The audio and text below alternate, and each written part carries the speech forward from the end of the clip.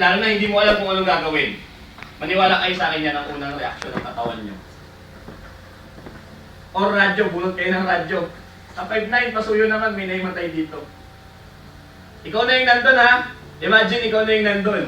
Hindi mo alam kung ano yung gagawin mo. Mali ba yun? Tama? Tama, sir. Mali ba yun? Tama?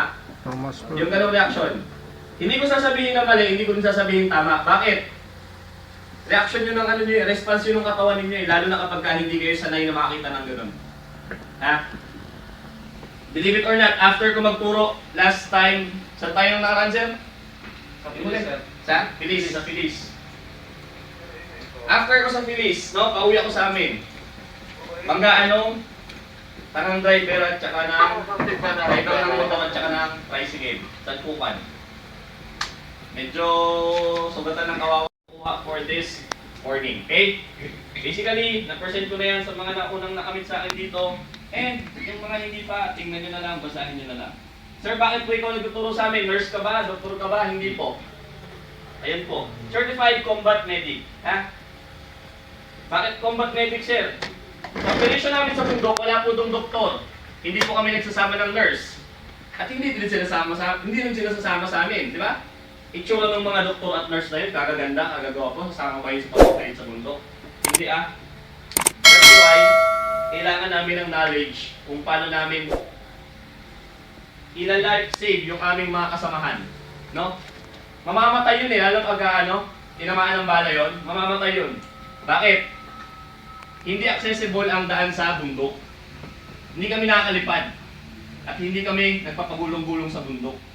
Kaya kailangan, alam namin kung paano bubuhayin or i-extend yung natitirang buhay ng kasama namin. Kaya po meron kami combat medic course, no? Kailangan namin yan para sa mga operatives na gaya namin. Okay, proceed tayo. Lesson objectives.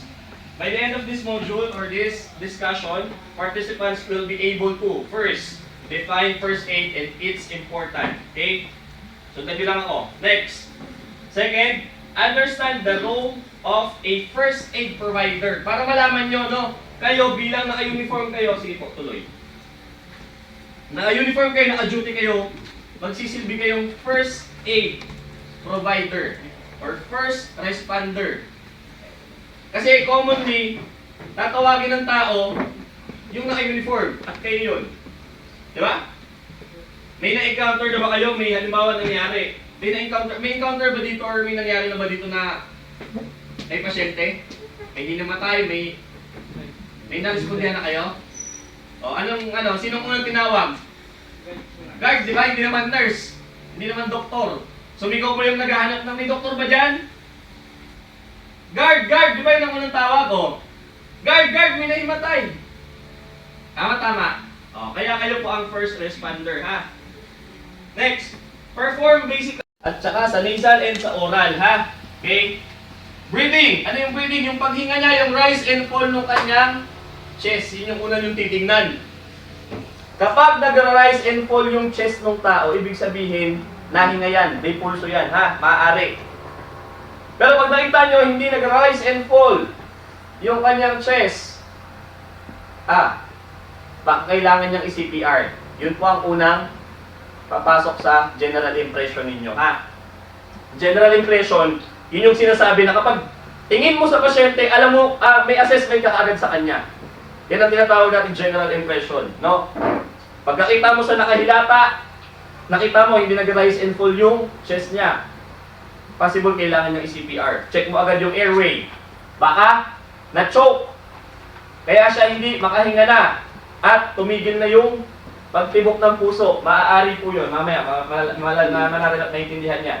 Circulation. Nagsi-circulate pa ba ng maayos yung dugo niya? No, sir, paano malalaman? Silipin ko ba yung niya? Tutusukan ko ba siya? Hindi po, ha? Kapag yun nga, hindi nyo na napapansin yung rise and fall ng kanyang dibdib, napapansin nyo hindi na siya nahinga, probably may problema yung circulation. A cardiac emergency can happen anywhere. Be prepared with a simple technique known as compression-only CPR. You can learn it in minutes, it's easy to remember, and it can help save a life. If someone suddenly collapses, check the scene for safety. Then, check to see if the person responds to you using the shout, tap, shout technique. At the same time, check for breathing, life-threatening bleeding, or another life-threatening condition. Are you okay? Are you okay? If at any time you determine the person is experiencing a life-threatening emergency, call 911 and get the first aid kit and AED or tell someone to do so. Anna, call 911 and get the first aid kit and AED. May AED dito sir, wala. And if they are unresponsive and not breathing or only gasping, begin compression-only CPR. First, ensure that the person is on their back on a firm, flat surface, such as the ground. If they are lying on a bed or couch, carefully move them to the floor. Kunya, halimbawa, sampol. Ang sugat niya dyan, alanganin ang posisyon. Lagyan nyo ng dressing, ha? Pero bago yun, lilinisin nyo muna. Paano linisin?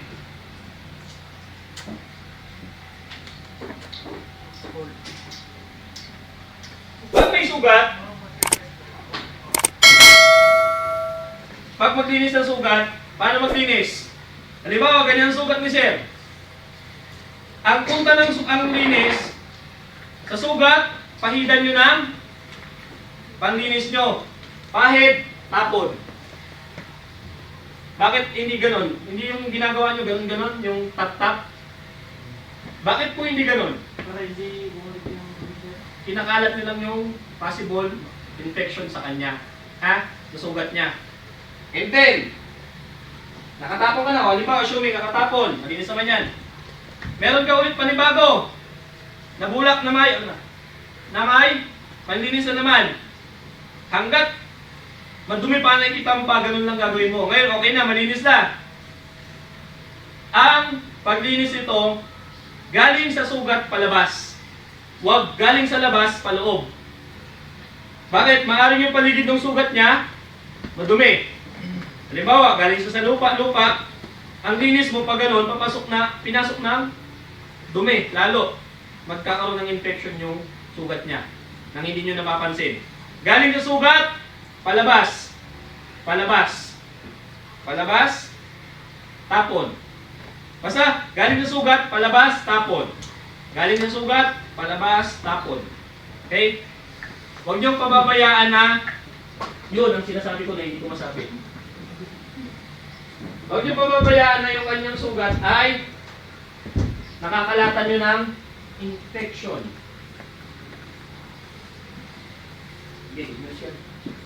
Okay. Ngayon, nalinis na natin. Sige, sir. Lagyan nyo na ng dressing. Sir, anong dressing lalagay ko? Wala kami niyan dito sa wala kami niyan sa duty. Lagyan nyo ng gasa. Hanap kayo kahit may gasa lang kayo dyan. Tupin nyo ng ganito. Ilagay nyo sa sugat niya. Ayun, sinasabi ko kanina, itong bandage na to, elastic bandage, hanggat maaari dapat meron kayo sa mga pocket nyo. Ang laking tulong yan. Direct pressure. Ito yung sinasabi ko kanina ng direct pressure. Lagay mo yung dressing sa kanya, huwag mong luluwagan, no? Habang naglalagay ka ng bandage, hawakan mo pa rin yung sugat niya na may dressing. Paikot, paikot, paikot. Unti-unti, dapat matakpan or makover mo yung sugat niya.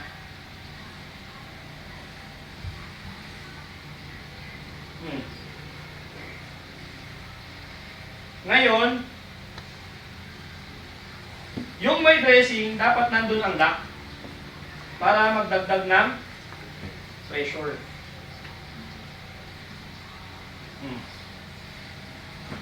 Nakakagalaw? Nakakagalaw yung cam, hindi. Ito yung sugat niya, di ba? Na-dress natin ng maayos. Sir, paano wala ko nito? Wala akong ganyan. Yun yung meron ako. Pwede pa rin yun. tape lang, sir. Inuupo si madam. Teka lang, madam.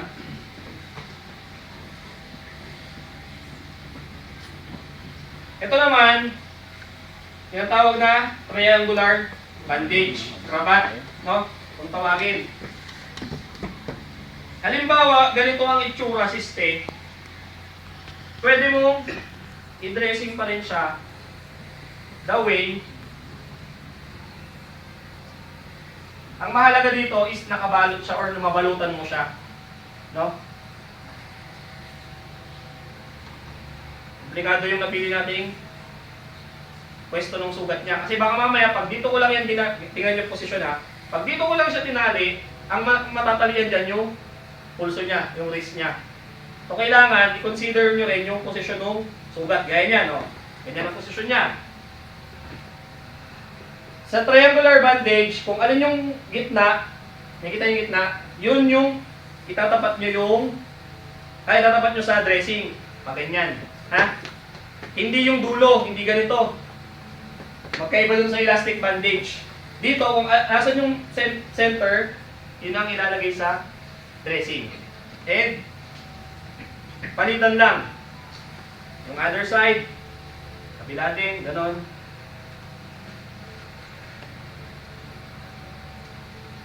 Tinatawid ko sa kamay niya para hindi mapupunta, ayan o, sa wrist niya. At yung last part, yung dulo, yung end, doon mapunta sa dressing. Kasi ang lock niyan dapat nandun sa dressing din, no? Para magdadagdag ng pressure. Maaga pa. Sige, pasok ka, maaga pa. Kaya yung birthing. Kaya yan. Kaya mo mag-explain sa boss mo. So much for that. Lesson tayo ng ating, summary tayo ng pinag-aralan natin for this morning. Okay? Tapos na tayo, no? Review lang natin. Number 1, basic nung first aid. So, binanggit natin, ABC, tatandaan. Ano yung A? Airway. Ano yung B? Breathing. Ano yung C? Circulation. Next, understood their roles. No, yung roles ninyo bilang first aid provider. Okay? Ang pinakatatandaan po doon is yung composure ninyo bilang first aider. Sige sir. Next, yung caring attitude ninyo para sa inyong patient. Okay? Pangatlo, practice BLS. Though hindi natin nagawa ng actual yung pag-BLS or pag-CPR, at least meron kayong knowledge. Ano yung unang step? Scene, safety. Pangalawa, check at responsiveness. And pangatlo, ano yung pangatlo? Call EMS. Ha? Next, pangapat, identify and manage various emergencies. So, yung mga ano natin, ito, treated common wounds, injuries, yung kanina, yung muscle and bones. Tapos kasama yung wound injuries natin. And pang-anim, correct bandaging techniques. Though hindi natin kayo na pa isa-isa, pero at least may idea kayo kung paano mag-bandage. Okay? Paano gamitin. And lastly, heat-related health issues.